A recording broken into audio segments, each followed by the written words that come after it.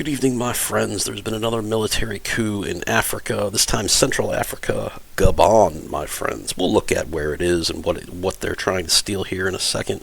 The African Union suspends Gabon's membership after a military coup. The body says it strongly condemns the military takeover, sure, which resulted in the ouster of the Bongo dynasty, my friends. They've been in power since 1967, and get the fuck out of here. So this is Al Jazeera. Let's take a look at Gabon. Where is it? You may not know. It's okay. It's on the west coast of Africa. It's Central Africa. This is equatorial Africa. So they do have rich resources there. You'll see what they export here. I happen to be familiar with one of them, which is a little obscure.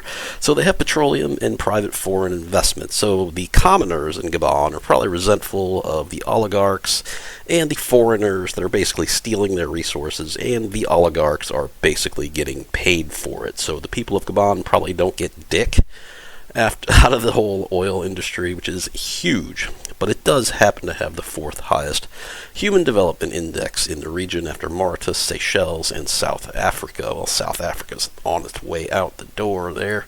So what are the elites stealing from Gabon?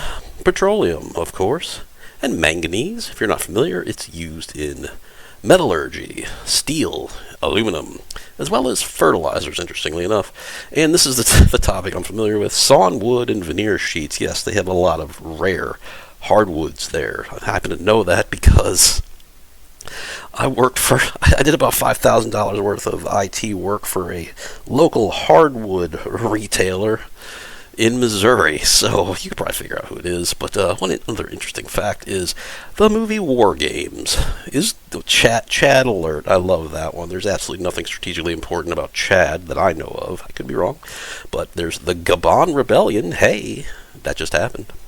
The Gabon Takeover, that also just happened. This one's funny. CETO Takeover, that's Southeast Asian Treaty Organization. That was disbanded, I believe, 6 years before the movie War Games was filmed. So I don't know about that. And then Gabon Surprise. I didn't realize Gabon was so strategic. But again, writers of that movie probably just made all this shit up here. So let's just recap what's going on in Africa. These coups all seem to be happening in the same region, and just FYI, U.S. envoy Victoria Nuland, fake Jew, meets Niger coup leaders, sees no headway. This is France 24/7. Vicky Nuland, fake Jew, and veteran envoy, acting Deputy Secretary of State, met for more than 2 hours with military chiefs who ousted democratically elected Western ally Mohamed Bazoum on July 26th. And the people loved it, by the way. Vicky Nuland doesn't, because she wants to set up the puppet government in Niger, not the people.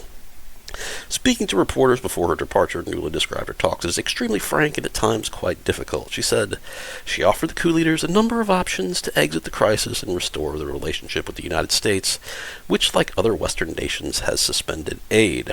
I would not say that they were in any way taken up with that offer, she said.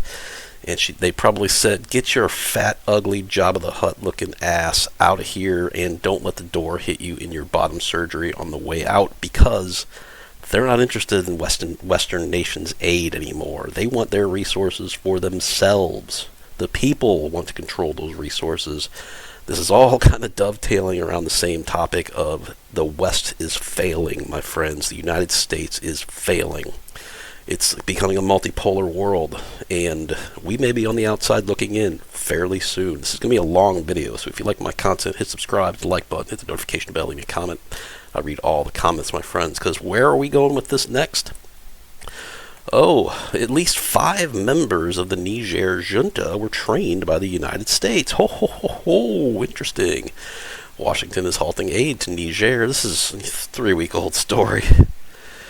As it eyes greater support for Burkina Faso. So, the United States has trained 5 members of the new ruling junta in Niger. The Intercept has learned. That's who this story is. America has paused security assistance. Now, that usually means that they give Niger money, and then Niger buys military-industrial complexes gear that they probably don't even fucking use or know how to use or even can speak the language that uses it. So they don't care. They're going to use their natural resources. So, but that may be that's a one-off there, VB. So Oh, no, no. Coup leaders in Africa were trained by the United States. Is it more than just a coincidence? No, because the United States wants to be in control of who is leading the coup, but this time they are not. This article is from 2022, and apparently this was originally written in Greek. So apparently the so-called war on terror, they were fighting first in the Middle East, and they were continuing it in Africa. So they created AFRICOM, and they basically, through a counterterrorism strategy, trained all these military guys, and they became the coup leaders, and they ousted the Western puppet regimes. Is anyone else not laughing at the irony of that? I think it's funny. Again, a more great failure of Beijing Biden. And again, Biden called Pete Booty Juice today or yesterday. I don't remember when. It's not important. The people of Africa see that. These coup leaders see that. They don't see strength. They see nothing but weakness. So anyway, back to Al Jazeera, which sadly does better reporting than CNN and MSNBC and the Washington Post and New York Times. The African Union's Peace and Security Council said it has decided to immediately suspend Gabon following the military coup in the country this week.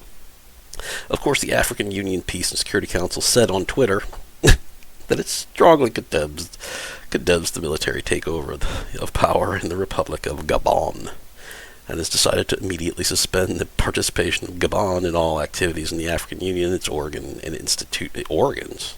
Okay. I don't think they give a fuck, by the way. So, the announcement came after the meeting of the council in the situation in Gabon following Wednesday's coup that followed disputed elections. It was complete bullshit, by the way, in which President Ali Bongo Mbimda was declared the winner. Their family's been in power since 1967. The people want to change, and I'm sure he is amazingly wealthy, and I'm sure him and his other oligarchs made a fucking bank load of money off their oil sales, my friends, and manganese, and their hardwood law. I like saying hardwood. The meeting was chaired by, who gives a shit about who was the rotating chair of the African Union? I don't care.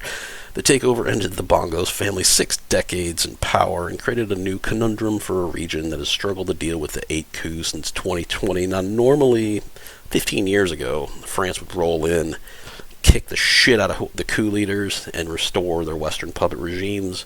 Why they're not doing it now? Probably they don't want to fucking pay for it.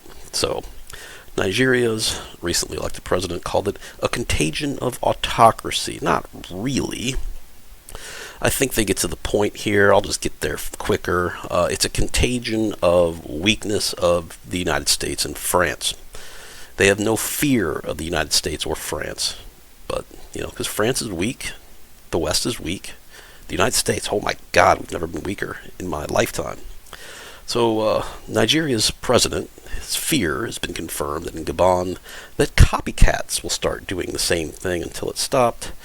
And Tinubu, who chairs West Africa's main regional body, ECOWAS, said on Thursday, ECOWAS has threatened to invade Niger and reinstall the Western puppet government, but they have not done dick about that, my friends. So the general who overthrew Gabon's Bongo dynasty will be sworn in on Monday, that's 3 days from now, as a transitional president, the army said, as the opposition called for the candidate to be recognized as the winner of the weekend elections. Again, the elections were a complete fraud. Normally, these tin pot dictators of African countries hold elections and then just basically, they know the result before the election even starts, and they pretend that it's fair, and it's most likely not. So, the military sought to reassure donors that it would respect all commitments at home and abroad and phase in traditional institutions. Sounds reasonable to me, but I'm from Missouri. Let's see it happen. The swearing in of the new leader, Bryce, with curious names, Oluwigi Ngema, will take place in Constitutional Court, and I really don't care about that part. So ECAS, which stands for Bad Journalism, Al Jazeera, the Economic Community of Central African States, condemned the coup, of course. That's their version of ECOWAS. Most likely they won't do dick either, stating in a statement that it planned an imminent meeting of heads of state to determine how to respond. It did not give a date, so we must we must do something imminently, but not right now. I don't know. Maybe in a week or two, maybe a month. Who knows? Maybe in October. Senior officers in Gabon announced their coup before dawn, before the election body declared that Bongo had comfortably won the third term. Yeah, I'm sure he totally won. I'm sure that wasn't goal-seeked at all. So then there was a video emerged of Bongo detained in his residence, asking international allies for help. But he looked absolutely fucking pathetic, my friend. He looked old, he looked feeble, he kind of looked like a black version of Joe Biden. Well, actually, no, he looked like a more coherent black version of Joe Biden. So, working to contain the contagion of autocracy, it's bullshit. ECOWAS threatened a military intervention, but, not right now. Maybe in 6 weeks, maybe in 6 months, we don't know. So there's more of a fear of contagion of coups among countries with similar regimes to the Bongo dynasty. So let's go over Africa's military coups. So actually, let's just go over the coups from 1950 to 2022. Africa, 214, 106 successful. They're batting almost 500, my friends. Latin America, they are almost batting 502, 146 attempts, 70 successful. Asia Pacific, I'm not really sure where those are happening. Maybe, I don't know, Myanmar, I don't know. Middle East, don't know where those are happening either. Also batting about 500. Europe, again, don't know. Maybe those are the overthrow of the Soviets. Who knows? South Asia, 16. Ooh, South Asia, they're skilled, my friends. 16 attempts, 10 successful. Those Asians, they know what's up. They forgot one. 2020, United States. Attempt 1, successful 1. Thanks, Uniparty, Legacy Media. Joe Biden totally stole the 2020 election, sorry. I think I can say that on YouTube. We're going to find out. We're also 12 minutes in. Nobody got this far. Okay, and the events follow coups in the past 4 years in Mali, Guinea, Burkina Faso, Chad, Niger, highlighting the limited leverage of African powers once the military takes over. I didn't even go over this article here after very much. So there was the U.S., United States helped the coup in Burkina Faso. They're training the leaders in Burkina Faso. They train the leaders of the coup in Mali. They train the leaders in the coup in Guinea. And that's an epilogue. We don't care. So that's that. Kind of skipped around a bit, kind of missed that last point, but oh well. Don't feel like rambling any further. Thanks for watching. If you made it this far, and if you like my content, hit subscribe, hit the like button, hit the notification bell, leave me a comment, read all the comments of my friends. Pick up some non-perishable food, and God bless.